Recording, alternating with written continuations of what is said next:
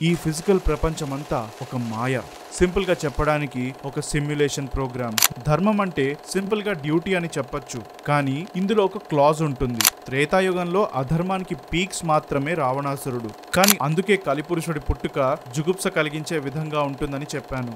అంతా దేవుడి చేతుల్లోనే ఉంటుందంటారు కదా, మరి ఎందుకని అధర్మం పెరిగే వరకు ఎదురు చూడటం? ధర్మ సంస్థాపనార్థాయ సంభవామి యుగే యుగే. మనిషిని పూర్తిగా కమ్మేస్తుంది. అప్పుడు అది కలిపురుషుడి రాజ్యం అయిపోతుంది. వ్యాస మహర్షి ఆ సమయానికి సనాతన ధర్మానికి మూలమైన వేదజ్ఞానాన్ని 4 భాగాలుగా విభజించారు. తన వంశంలో పుట్టిన వారు ఎలా మొదలయ్యి ఎలా అంతమయ్యారు అని చెప్తూ మహాభారతం అనే ఇతిహాసాన్ని రచించారు. ఆ తర్వాత 17 పురాణాలు పూర్తయ్యి తన శిష్యులకు నేర్పించారు. కానీ ఎక్కడో తెలియని వెలితి. శ్రీకృష్ణుడు భూమిపై తన పని ముగించుకొని అవతారం పూర్తవ్వడంతో వెళ్లిపోయాడు. కాని మనసులో ఏదో నిరాశ, ఏదో పూర్తి కాలేదన్న బాధ. ఇలా కూర్చొని ఆలోచిస్తుంటే నారద మహర్షి తన ఎదుట ప్రత్యక్షమయ్యాడు. నీ మనసులో ఉన్న బాధేంటో నేను చెప్పనా అని అడిగాడు. అంతకన్నా భాగ్యం మరొకటి ఉంటుందా? చెప్పండి మహర్షి అని ఎంతో ఆసక్తితో అడిగితే, కృష్ణుడు వెళ్ళిపోతే ఆ ధర్మం కూడా తన వెంట వెళ్ళిపోయిందే. మరి రాబోయేది కలియుగం. ఆ కలిపురుషుడు మనుషులను పట్టి పీడించి అందరినీ లోపల నుంచే నాశనం చేస్తాడు. అలాంటి కలి ప్రభావం నుంచి మనుషులను ఎలా కాపాడాలి? వాళ్లకు మంచి చెడ్డలు, ధర్మ అధర్మాలు ఎలా తెలుస్తాయి? చీకటి నుంచి వెలుగులోకి దారి చూపించేది ఎవరు అని మనుషులపై జాలిపడుతూ బాధపడుతున్నావు కదా అని చెప్పి, ఒక పని చెయ్యి. కృష్ణుడు వెళ్ళిపోయినా కూడా తాను చెప్పిన నీతి, చేసిన ధర్మం అంతా తాను బతికిన జీవితంలో ఉంది. దాన్ని రచించు. అది చదివిన వ్యక్తి కలిపురుషుడి ప్రభావం నుంచి తనను తానే కాపాడుకుంటాడు. అప్పుడు చేశారు వ్యాస మహర్షి ఆఖరి మహాపురాణం శ్రీమద్ భాగవతం రచన. అదే పురాణంలో కలిపురుషుడి కారణంగా మనిషి పడే అవస్థలు ఎలా ఉంటాయో వ్యాస మహర్షి చాలా డీటెయిల్డ్ గా రాశారు. అది తెలిస్తే కలియుగం ఎలా ఉండబోతుంది, కలిపురుషుడు అసలు ఏ విధంగా అటాక్ చేస్తాడు, అతని ఆయుధాలేంటి, అతన్ని అంతం చేసే కల్కి ఎప్పుడు ఎలా వస్తాడు అనే పాయింట్స్ అన్నిటికీ సమాధానాలు దొరుకుతాయి. అలాగని సింపుల్ గా ధర్మం గతి తప్పినప్పుడు, అధర్మం విజృంభించినప్పుడు అని చెప్పే ఎక్స్ప్లెనేషన్ అయితే ఇది కాదు. కాస్త డీటెయిలింగ్ ఎక్కువగానే ఉంటుంది. సో చివరి వరకు చూడండి. అలాగే మన ఛానల్లో ఉన్న కంటెంట్ ని సపోర్ట్ చేయాలనుకుంటే జస్ట్ ఒక్క సెకండ్ కేటాయించి ఆ లైక్ బటన్ ప్రెస్ చేయండి. అలాగే మీరు మాకేమైనా చెప్పాలనుకుంటే కింద కమెంట్ చేయండి. ఇక ఇటువంటి టాపిక్స్ ఇంట్రెస్ట్ ఉన్న వాళ్లకు ఈ వీడియోని షేర్ చేయండి. ఇప్పుడు మీకు చెప్పబోయే కంటెంట్ అంతా కూడా శ్రీమద్ భాగవతం 1వ స్కందం అండ్ 12వ స్కందం నుంచి తీసుకున్న కంటెంట్. ఈ ఫిజికల్ ప్రపంచమంతా ఒక మాయ. దాని పేరే ప్రకృతి. ప్రకృతి అంటే చెట్లు, జంతువులు, పక్షులు మాత్రమే కాదు, అంతకు మించి. సింపుల్ గా చెప్పడానికి ఒక సిమ్యులేషన్ ప్రోగ్రామ్ లేదా ఒక గేమ్ వరల్డ్ అనొచ్చు. ఎలా అయితే ఒక ప్రోగ్రామ్ రాసినప్పుడు దానికి ఎన్నో ఫీచర్స్ అండ్ లిమిటేషన్స్ ఇచ్చే కోడింగ్ ఉంటుందో, అలాగే ఈ ప్రకృతి అనే మాయకు కొన్ని ఫీచర్స్ ఉంటాయి. వాటినే త్రిగుణాలు అంటారు. అంటే ఇందులో ఉండే ప్రతి అంశానికి, అది వస్తువు, ప్రదేశం, మనిషి, చెట్టు, జంతువు, ఇలా ఎటువంటి living and non living being అయినా సరే, వాటిల్లో సత్వ మోడ్ ఆఫ్ గుడ్నెస్ అంటే మంచితనానికి, రజస్ మోడ్ ఆఫ్ డిజైర్ అంటే కోరిక, తమస్ మోడ్ ఆఫ్ డార్క్నెస్ అంటే చెడ్డతనానికి సంబంధించిన విషయాలుంటాయి. సో ఈ 3 విషయాలు మనిషి మైండ్ అండ్ సెన్సెస్ ని ఇన్ఫ్లుయెన్స్ చేస్తాయి. వాటితో పాటు కాలం, టైం అనే మరో ఫ్యాక్టర్ తోడైనప్పుడు ఒక్కొక్క యుగంలో మనిషి ఒక్కొక్కలా ప్రవర్తించి చివరి 4వ యుగమైన కలియుగం వచ్చేసరికి కలిపురుషుడు బలవంతుడవుతాడు. సత్యయుగంలో మనిషికి సత్వగుణం చాలా బలంగా ఉండి మంచితనం ఎక్కువగా ఉంటుంది. దానికి కారణం స్పిరిచువల్ నాలెడ్జ్ పై మనిషికుండే ఆసక్తి, అది సాధించడం కోసం చేసే స్పిరిచువల్ యాక్టివిటీస్, తపస్సు, ధ్యానం, తనని తాను అర్థం చేసుకోవడానికి పడే తపన, ఇవన్నీ అతనిలో ఉన్న సత్వగుణాన్ని పెంచుతాయి. త్రేతాయుగంలో మెల్లగా రజోగుణం ఇన్ఫ్లుయెన్స్ మొదలయ్యింది. అప్పుడు ధర్మంతో పాటు మనిషి మరో 2 విషయాలపై ఆసక్తి చూపించాడు. అవే అర్థ అంటే సంపద, వెల్త్, కామం అంటే కోరిక. కాకపోతే అందరిలో భక్తి అనే ఫీలింగ్ మాత్రం ఇంకా అలానే ఉంది. అలా ఆ యుగం పూర్తయి ద్వాపర యుగం వచ్చేసరికి మనిషిలో కోరిక అనే ఆస్పెక్ట్ ఎక్కువై రజోగుణంతో పాటు తమోగుణం కూడా కలిసిన వాతావరణం ఏర్పడింది. మనుషుల్లో దురాశ, అసంతృప్తి, గర్వం, మోసం చేసే అలవాటు, అసూయ ఇవన్నీ బాగా ఎక్కువయ్యాయి. ఇక కలియుగం వచ్చేసరికి మనిషిని తమోగుణం పూర్తిగా కమ్మేస్తుంది. అప్పుడు అది కలిపురుషుడి రాజ్యం అయిపోతుంది.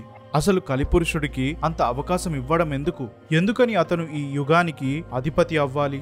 దీనంతటికీ సమాధానం 3 విషయాల్లో ఉంది. సృష్టి ధర్మం, యుగాల వారీగా ధర్మం పనిచేసే తీరు, జుగుప్స కలిగించే కలిపురుషుడి పుట్టుక. మొదటి 2 పాయింట్స్ ని గమనిస్తే, ముందుగా సృష్టి ధర్మం. దీనికి 4 ఫేజెస్ ఉంటాయి. మొదలవ్వటం బిగినింగ్, వృద్ధిలోకి రావటం గ్రోత్, స్థిరపడటం మెచ్యూరిటీ, ఆఖరిగా క్షీణించడం డికే. మనం గమనిస్తే పురాణ ఇతిహాసాల్లో ఏ ప్రాణి అయినా ఇదే సృష్టి ధర్మం వల్ల పుట్టి అంతమైపోయారు.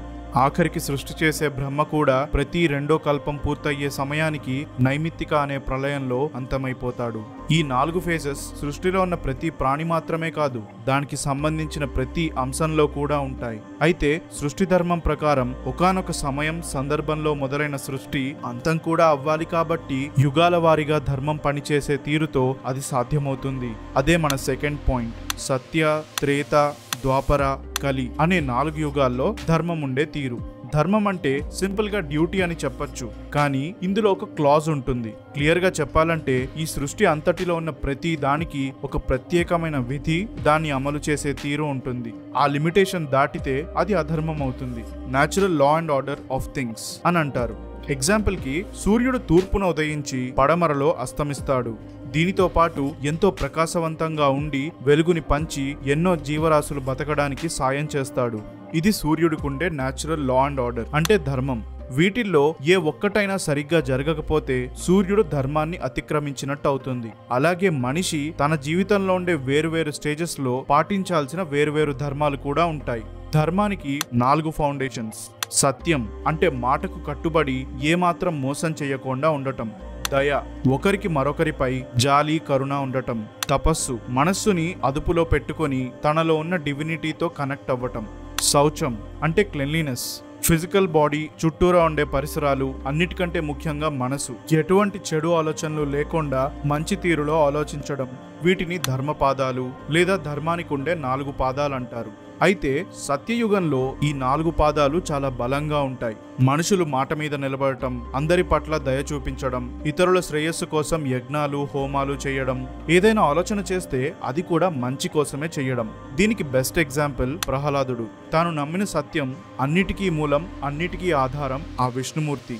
తన ప్రాణాల మీదకు వచ్చినా కూడా తాను నమ్మిన అదే విష్ణు భక్తిని ఏమాత్రం వదలకుండా ఉన్నాడు. తన తండ్రి హిరణ్యకశిపుడు అంతమయ్యాక ప్రజల మంచి కోసం ఎన్నో యజ్ఞ యాగాదులు చేసి పూర్తి ధర్మపాలన చేశాడు.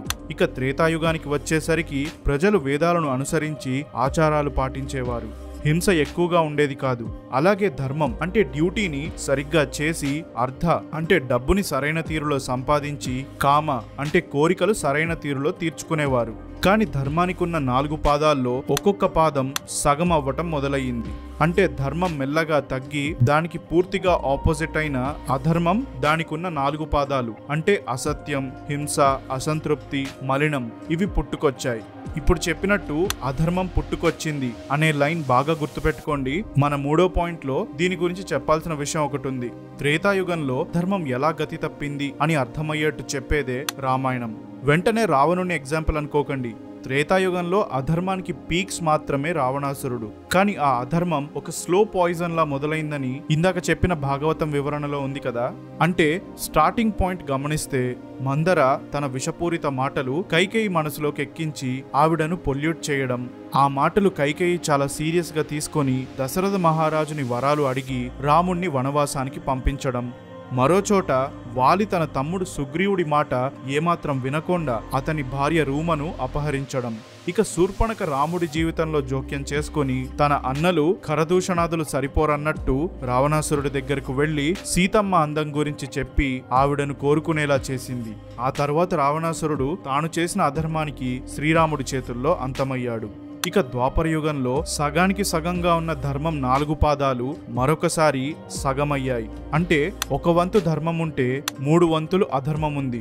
ఈ యుగంలో పేరు ప్రతిష్టలు ఆశించి యాగాలు, హోమాలు, యజ్ఞాలు చేశారు. వేదాలు నేర్చుకుంటూ బాగా డబ్బు సంపాదించి పెద్ద పెద్ద కుటుంబాలతో అందరూ సంతోషంగా ఉన్నారు. బ్రాహ్మణ క్షత్రియులను వాళ్ళు చేసే పనులకు ఎంతగానో గౌరవించారు. అధర్మం ఎక్కువ ఉన్న యుగం కావడంతో హింస, అసంతృప్తి, అసత్యం, ద్వేషం ఇవి బాగా పెరిగిపోయాయి. అందరికీ తెలిసిన మహాభారతం ఇలా పెరిగిన అధర్మానికి బెస్ట్ ఎగ్జాంపుల్. ఇందులో ఎన్నో పాత్రల జీవితాలు ప్రతీకారం అనే అంశంతో ముందుకు నడిచాయి. వాళ్లల్లో అంబ, ద్రుపదుడు, ద్రోణాచార్యుడు, శకుని, అశ్వత్థామ ఇలా ఎందరో కుటుంబ సభ్యులు, స్నేహితులైన వాళ్ల మధ్య చిచ్చులు రేగాయి. దుర్యోధన, శకుని మనసులో అసూయ పెట్టుకుని వారి వినాశనమే కాకుండా వాళ్ల వెంటొచ్చిన అందరూ అంతమవ్వడానికి కారకులయ్యారు. దానితో శ్రీకృష్ణుడు కలగచేసుకుని పాండవుల చేత ధర్మస్థాపన చేశాడు. ఇక ఆఖరిగా కలియుగం. మిగిలిన ఆ ఒక్క వంతు పాదాల్లో 3 పాదాలు పూర్తిగా నశించి సత్యమనే ఆఖరి పాదంలో కేవలం 1 వంతు మాత్రమే మిగిలింది. కాని ఇది కూడా రోజురోజుకు అధర్మం పెరిగిపోవడంతో పూర్తిగా నశించింది. అంటే ప్రజలందరూ దుర్మార్గంగా ప్రవర్తిస్తారు. దయ, కరుణ లేకుండా అందరినీ హింసిస్తుంటారు. కారణం లేకుండా శత్రుత్వం పెంచుకుంటారు. అవసరానికి మించిన డబ్బుని దాచుకుంటారు. మగవాళ్లు అనేక స్త్రీల సాంగత్యం కోరుకుంటారు. అర్హత లేని వాళ్లు ఉన్నత స్థానాలు ఆక్రమించుకుంటారు. అలా 4వ యుగంలో కలిరాజ్యం మొదలవుతుంది. అధర్మం పుట్టుకురావడం అనే లైన్ గుర్తుపెట్టుకోమన్నాను కదా. పురాణ ఇతిహాసాల ప్రకారం ప్రతి కాన్సెప్ట్ కి ఒక వ్యక్తిత్వ రూపం అంటే పర్సానిఫికేషన్ ఉంటుంది. ఎగ్జాంపుల్ కి అగ్నికి అగ్నిదేవుడు, గాలికి వాయుదేవుడు, కోరిక ఆకర్షణకు మన్మధుడు. అలాగే అధర్మానికి కూడా ఒక పర్సానిఫికేషన్ ఉంది. దాని గురించి భాగవతం ఇలా వివరిస్తుంది. అదే మన 3వ పాయింట్, ఎంతో జిగుప్స కలిగించే కలిపురుషుడి పుట్టుక. సృష్టిలో బ్రహ్మ నుంచి ఏ పదార్థం వచ్చినా అది ఏదో ఒక రూపాన్ని ధరిస్తుంది. అలా ఒకసారి బ్రహ్మ పృష్ఠభాగం అంటే మలద్వారం నుంచి నల్లని రంగులో ఉన్న ఒక పదార్థం బయటకొచ్చింది. అది మనిషిని పోలిన మగరూపం ధరించింది. అతనే అధర్మం. అతని భార్య మిథ్య అంటే అసత్యం. ఈవిడ పిల్లి కళ్ళతో చూడటానికి అందంగా ఉంటుంది. వీరిద్దరికి దంబుడనే కొడుకు, మాయ అనే కూతురు జన్మించారు. దంబుడంటే అహంకారం. ఇతను చాలా బలశాలి. దానితో పాటు ఎప్పుడూ కోపంగా ఉంటాడు. ఇక్కడ మాయ అంటే భ్రాంతి, డిల్యూజన్. మొదట్లో చెప్పిన ప్రకృతి అనే మాయతో పోల్చుకుని కన్ఫ్యూజ్ అవ్వకండి, రెండూ వేరు. ఇక వీళ్ళిద్దరూ రావడంతో లోభం అంటే దురాశ అనే కొడుకుని, నికృతి అంటే మోసం అనే కూతుర్ని కన్నారు. వీళ్లను గమనిస్తే వావి వరుసలో లెక్కలేని వంశవృక్షంలా ఉంటుంది. అందుకే కలిపురుషుడి పుట్టుక జుగుప్స కలిగించే విధంగా ఉంటుందని చెప్పాను. లోభం వల్ల అతని చెల్లెలు నికృతి గర్భంలో క్రోధం అనే కొడుకు, హింస అనే కూతురు పుట్టారు. ఈ క్రోధం, హింస వీళ్లకు పుట్టినవాడే కలిపురుషుడు, ఈ కలియుగానికి అధిపతి. ఇది ఇతని జన్మరహస్యం. కలిపురుషుడికి బాణపొట్ట, ఎర్రటి నాలుక, నల్లటి శరీరంతో మనసంతా దురాశ నిండి ఎడమ చేతిలో తన జననాంగాలను పట్టుకొని అసహ్యంగా ఉంటాడు. నల్లగా ఉన్న అతని ఛాయ అతి భయంకరంగా ఉండి తన శరీరం నుంచి ఎప్పుడూ భరించలేని దుర్వాసన వస్తుంది. ఇక అతను చేసే పనుల గురించి చెప్పాలంటే ఎప్పుడూ మద్యం మత్తులో ఉండి వేశ్యలతో సమయం గడపటానికి ఇష్టపడతాడు. కలి చెల్లెలు దురుక్తి అంటే కటువైన మాట తీరు. ఈవిడ కలిపురుషుడి వల్ల గర్భం ధరించి భయం అనే కొడుకు, మృత్యు అనే కూతురు వీళ్లకు జన్మనిచ్చింది. భయ మృత్యువులు రమిస్తే నిరాయ అంటే నరకం అనే కొడుకు, యాతన అంటే భయంకరమైన నొప్పి అనే కూతురు జన్మించారు. నిరాయ అతని చెల్లెలు యాతన వీళ్ళిద్దరూ కలవడంతో అవలక్షణాలు అనే 10,000 మంది కొడుకులు పుట్టారు. ఇది కలిపురుషుడి అసహ్యకరమైన వంశచరిత్ర.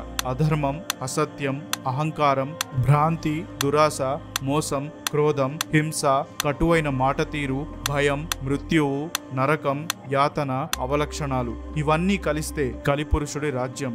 ఒక విధంగా చూస్తే ఇవన్నీ సృష్టి అంతమవ్వడం అనే పాయింట్ కి దారి తీసే అంశాలు. అధర్మం కూడా సృష్టిలో భాగమే కాబట్టి దానికి కూడా ఒక అంతం ఉంటుంది. అందుకే కలిపురుషుడి రాజ్యం కూడా అంతమవుతుంది. కలి రాజ్యంలో ఉండే అంశాల గురించి పాయింట్అవుట్ చేస్తూ ఈ రోజుల్లో ఇవన్నీ చూస్తున్నాం కదా, మరి దీన్ని కలియుగమే అంటారుగా. అలా అయితే మనం పూర్తిగా వినాశనం అయ్యే స్టేజ్ లో ఉన్నామా అని ఇంతకు ముందు కొందరు కమెంట్స్ లో అడిగారు. పురాణాల్లో ఉన్న టైం క్యాల్కులేషన్స్ ప్రకారం ఇప్పుడు గడుస్తున్నది పూర్తిగా కలియుగం కాదు, ద్వాపర యుగం నుంచి కలియుగానికి జరిగే ట్రాన్సిషన్ మాత్రమే. ఎగ్జాంపుల్ కి మనం చూసే ఒక రోజుని గమనించండి. భూమి హాఫ్ రొటేషన్ పూర్తి చేయడానికి 12 గంటలు పడుతుంది. ఈ సమయం గడిస్తేనే ఒకవైపు అయిన సూర్యోదయం మరోవైపు చోటు చేసుకుంటుంది. ఒక రోజు గడవటానికే ఇలా టైం పట్టినప్పుడు ఒక యుగం గడిచి మరో యుగం మొదలవ్వడానికి కొన్ని సంవత్సరాల సమయం పడుతుంది. ఇంకొక క్లారిఫికేషన్ ఏంటంటే శ్రీమద్ భాగవతం ఇచ్చే రెఫరెన్స్ ప్రకారం కలియుగంలో ప్రతి ఒక్కరూ దుర్మార్గంగా ప్రవర్తిస్తారు, దయా కరుణ లేకుండా అందరినీ హింసిస్తుంటారు.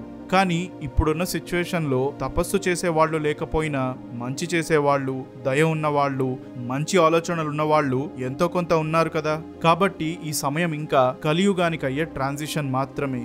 దీన్ని ఎక్స్ప్లెయిన్ చేసే మరొక పాయింట్ ఉంది.